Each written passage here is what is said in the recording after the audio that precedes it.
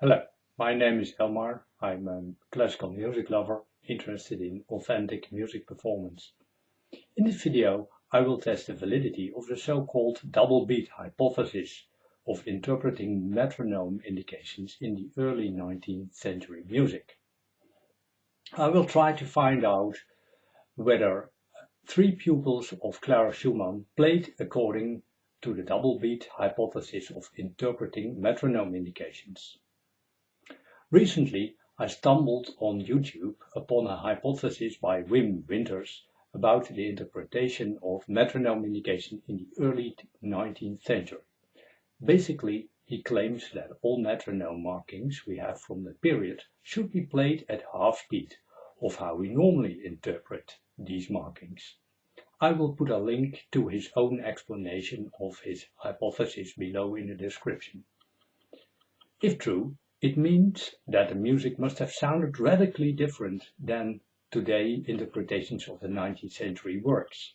Wim Winter has made quite a few recordings of works interpreted using his hypothesis, so you can listen yourself how much slower the works become when interpreted that way. I was intrigued by his hypothesis and wondered whether music really sounded so much slower in that time compared to today. Not implausible, one might think.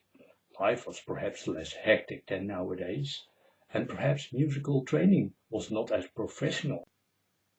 So now follows the assumptions on which the double beat hypothesis is based. Many early metronome indications until 1840 or so are very fast, and in some cases on the verge of being unplayable. Some examples are the very fast tempo indications of, for instance, the first movement of Beethoven's Hammerklavier Sonata, Chopin's Revolutionary Etude, or Czerny's Opus 299 Etudes. Were they really meant to be played so fast? People were used to use a pendulum for determining the tempo. A full swing back and forth of the pendulum was used as a unit. Therefore, the metronome should be used in the same way. That is, in a full swing to count a unit, resulting in 2 ticks. So, as an example, normally when you use the metronome, and it's indicated that, for instance, a note should be played at 100, then for each note you hear a click. But according to the double beat interpretation, you have to put the metronome on 100 and then hear 2 clicks. 1, 2.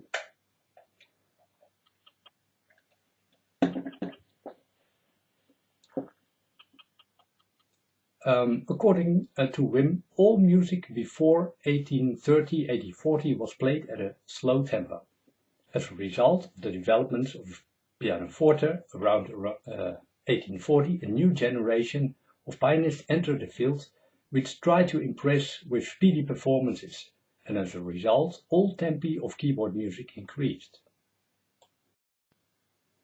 So the double beat interpretation of metronome indications indeed solves the problem that the very fast indications in the pieces just mentioned become twice as slow and therefore become playable for many more people, and for the audience of today sound more pleasing. But also other problems arise due to the double beat hypothesis. If a tradition existed of interpreting metronome indications according to the double beat hypothesis, why did this tradition disappear after 1840?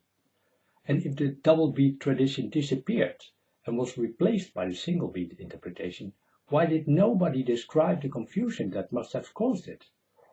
Or were there schools of double beats and single beat schools? According to Wim, Robert Schumann must have been a double beater, and Clara Schumann, his wife, who always defended his music, must surely have been a double beater too then. If there was ever a transition of a double beat tradition to a single beat tradition, Clara Schumann must have witnessed this. So while Clara Schumann survived Robert by more than 40 years, her way of playing was always regarded as belonging to the traditional school of the conservative circle, to which Johannes Brahms, Joseph Joachim and the Leipzig Conservatoire, which had been founded by Felix Mendelssohn, belonged. She was not known to be interested in bravura or in modern developments in music, and was no follower of the progressive circle to which Liszt and Wagner belonged. Therefore, it seems likely that she must have remained faithful to the way of piano playing she knew from her youth. She is also unlikely to have changed from a double beater to a single beater within her life, or have doubled her own speed of piano playing. Unfortunately, we have no recording of Clara Schumann, as she died in 1896, a bit too early for the earliest surviving recordings. Clara was the teacher of the Hochkonservatorium in Frankfurt and taught to a number of pupils who became later famous pianists, including Ilona Eibenschütz, Fanny Davies, Adelina de Lara, Carl Friedberg and others. Fortunately, we have recordings of these people. And we are also lucky to have at least 3 recordings of the complete Kinderszenen by her pupils, namely by Fanny Davies, Adelina de Lara and Carl Friedberg. While it may be dangerous to make too strong conclusions about what recordings by pupils from Clara tell about her own playing, it may be expected, especially because we have 3 full recordings, that we can at least determine whether they play more according to the single beat or to a double beat tradition, if that ever existed. Now, before we will listen and discuss the tempos played by one of the pupils, let's first listen to a recording made by Adelina de Lara in 1949, in which she talked about the teachings which she received from Clara Schumann and her experiences. I had the privilege of studying under Clara Schumann for 6 years after 1 year's preparation with her famous pupil Fanny Davies. I am proud to have been the bearer of so great a tradition. The fact that she tells that she's so proud of this tradition indicates that she is unlikely to have changed the way of playing of that tradition. I was recently given the published diary of Clara Schumann, and it gave me great pleasure to read this. March the 3rd, 1891. Adelina de Lara has now left my school. She was one of my best pupils, and Mary, in particular, thinks she will have a distinguished future. So Clara Schumann apparently endorsed her way of playing. Well, the future is now the past, or nearly so. For, to me, it is very often more like the present. So clearly do I remember all I learnt and experienced in Frankfurt. Clara Schumann had not only the Schumann tradition to hand on to her pupils, but she had in direct descent the tradition of Bach, Beethoven, and other classics. She numbered among her best friends such masters as Chopin, Mendelssohn, Henselt, Moscheles, and Liszt. She told me how often she had played duets with these great ones, and sat by the piano while they played to her their compositions. Here she claims that Clara Schumann represents an indirect descent of the great masters of Bach and Beethoven. This does not seem to indicate any awareness of a radical change in the way of piano playing. At least it shows that Clara Schumann and her pupils had a mindset of sticking to a tradition rather than changing a tradition. A change in speed by a factor 2 would certainly not fit into such tradition. Let's now listen what Adelina de Lara tells about the liberties Clara Schumann allowed her pupils with respect to fingering. Some students seem to think fingers can be used anyhow, so long as the passage can be made easy. That is very wrong. The hard way is the best way. Apparently, Adelina de Lara obeyed to the teachings by Clara Schumann, even it made life more difficult for her. It shows how serious she took the teachings of her master. If she did not take liberties in using fingers to make a passage easy, how do you think Adelina de Lara would have thought about increasing the speed of a piece by a factor of 2? Therefore, it is quite unthinkable that Adelina de Lara played radically different than her teacher. So, for me, it's quite clear. When you listen to recordings of Adelina de Lara, it's about as close as you can get to the way that Clara Schumann taught their pupils. Time for some music now. Let's listen how Adelina de Lara plays von fremden, Landern und Menschen in a tempo only slightly slower than the metronome indications by Robert Schumann. This is faster than we are used to in most contemporary performances.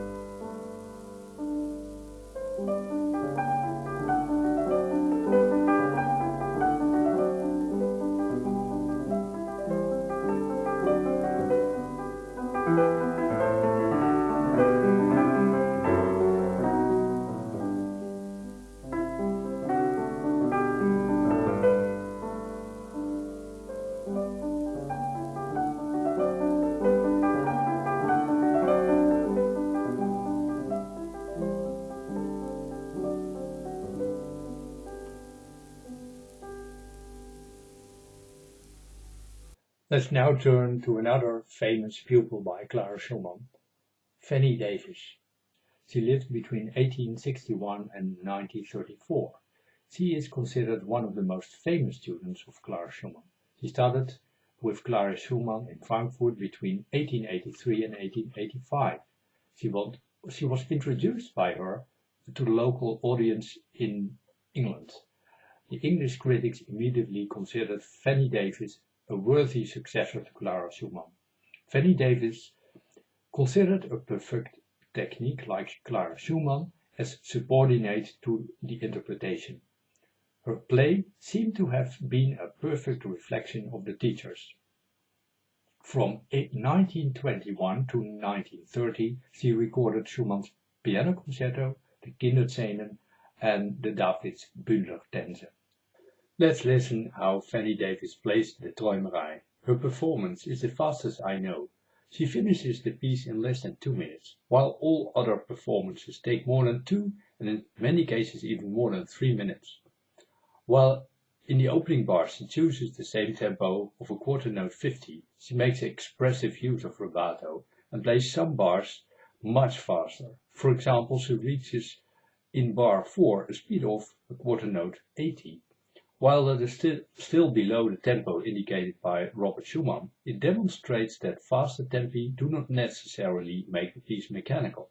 It definitely shows that the metronome indication should not be applied in strict tempo and must be regarded as a very general indication for the whole piece. One can say that the tempo rubato style is typical for all recordings by the pupils of Clara Schumann. They all use a great amount of rubato, much more than we are used to today. Let's listen.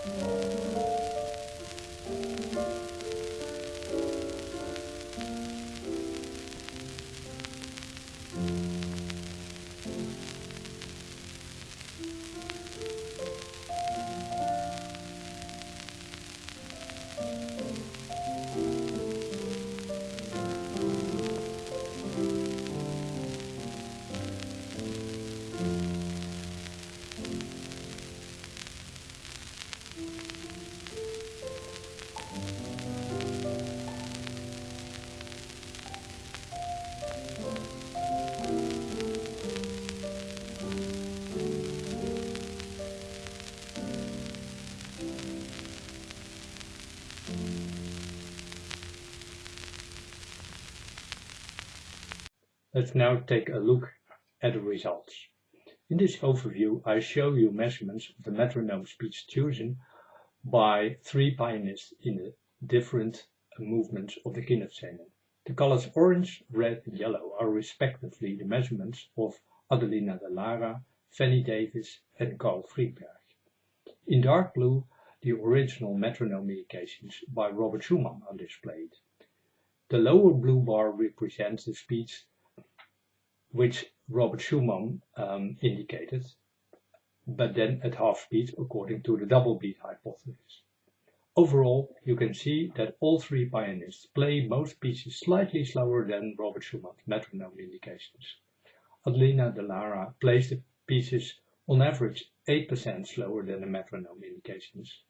Fanny Davies and Carl Friedberg play them around 13% slower. Traumerei is the only piece all 3 pianists play significantly slower than indicated. But it must be noted that this mainly refers to the speed of the opening bars. All pianists play other bars much faster. Other pieces such as Kuriose Geschichte and Glückes Genug are played faster than indicated by all 3 pianists. If the pianist would interpret the pieces according to a double beat interpretation of the metronome indications, then all pieces would have been played slower. This is clearly not the case.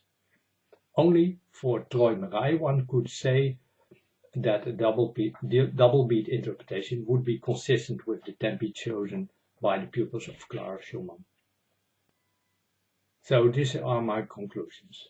Clara Schumann's pupils roughly adhere to Robert Schumann's metronome indications, but did not play strictly in tempo. They made deliberate use of rubato. They did not use a double beat interpretation of the metronome indications. Adelina de Lara displayed a strict adherence to the teachings of Clara Schumann. For example, they had conservative opinion with respect to the fingerings. Pupils were taught that fingerings must never be selected to make a passage easy. Adelina de Lara was very proud of this tradition and is therefore not plausible that her style of playing, which is very similar to that of other pupils, would be very different than that was taught by Clara Schumann. From Fanny Davies, it was said that her play seemed to have been a perfect reflection of her teachers. Therefore, it is very likely that Clara Schumann also did not play the pieces much slower. In conclusion, it is clear that Clara Schumann's pupils did not play according to the double beat interpretation. I believe it is unlikely that Robert Schumann wrote the Kinderszenen with a double beat interpretation in mind. It would make no sense that such a tradition would have died out completely within the lifespan of Clara Schumann. As Clara Schumann prided herself in a long tradition of a piano school with roots going back to Moscheles and Czerny, it seems inconceivable that there is a support for the double beat hypothesis of interpreting metronome indications by the pupils of Clara Schumann. It is therefore not plausible that Robert Schumann himself wrote metronome indications with a double beat interpretation in mind. Of course, there is nothing wrong with playing music at half speed, and Wim made a great case that Robert Schumann music also sounds beautifully at half speed, but claiming that Robert Schumann has meant it that way, I think that's unfounded. I appeal to any pianist who is really interested in playing Schumann's music as it was heard in the 19th century to listen very carefully to the recordings by Fanny Davies, Adelina de Lara and Carl Friedberg. I will provide links to their performances which you can find on YouTube below in the description. Happy listening! Let's end this video and give music the last word.